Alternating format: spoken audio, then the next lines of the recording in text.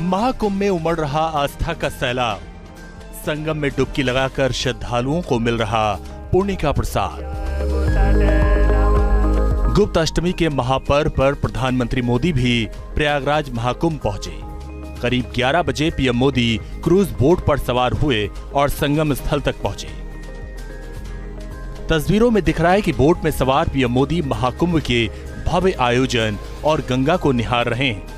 हाथ हिलाकर संगम स्थल पर मौजूद लोगों का अभिवादन कर रहे हैं। उनके साथ सीएम योगी भी बोट पर सवार हैं। पीएम मोदी बीच बीच में सीएम योगी से बातचीत भी करते नजर आए। संगम पर पहुंचकर पीएम मोदी ने स्नान किया। मां गंगा के आंचल में खड़े होकर पवित्र त्रिवेणी में डुबकी लगाई। पीएम मोदी ने स्नान के दौरान भगवा वस्त्र और गले में रुद्राक्ष की माला धारण की हुई थी।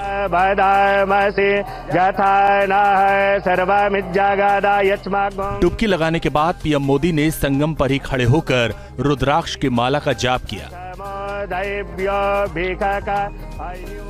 करीब 5 मिनट तक मंत्रों का जाप करने के बाद पीएम मोदी ने भगवान सूर्य को अर्घ्य दिया और सूर्य भगवान का ध्यान लगाकर हाथ जोड़कर प्रणाम किया।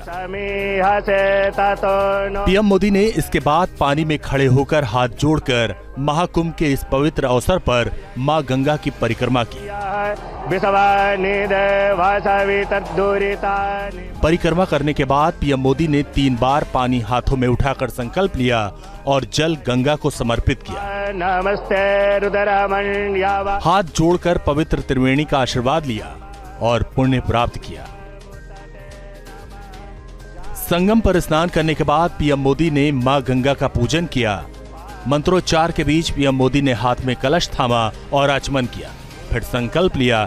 संकल्प लेने के बाद पीएम मोदी ने मां गंगा को वस्त्र, कलश अर्पित किए, फूल गंगा में चढ़ाए।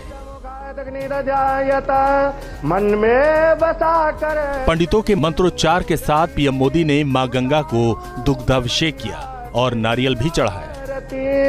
मांगू तुझसे क्या मैं यही सोचूं। संगम पर विधि विधान से पूजा के बाद पीएम मोदी ने मां गंगा की आरती की, जन कल्याण की कामना की और आशीर्वाद लिया। कुछ नहीं मेरा चलता है तुझे को मां संसार के। संगम पर पूजा अर्चना के बाद पीएम मोदी क्रूज बोट पर सवार हुए और गंगा के बीच हाथ हिलाकर श्रद्धालुओं का अभिवादन करते नजर आए। महाकुंभ में स्नान के बाद पीएम मोदी सीएम योगी के साथ संगम स्थल से रवाना हो गए। महाकुंभ में पीएम मोदी इससे पहले भी संगम पर स्नान कर चुके हैं। 13 दिसंबर 2024 को भी पीएम मोदी प्रयागराज आए थे और संगम तट पर मां गंगा की आरती और पूजा कर महाकुंभ के सकुशल संपन्न होने की मंगल कामना की थी।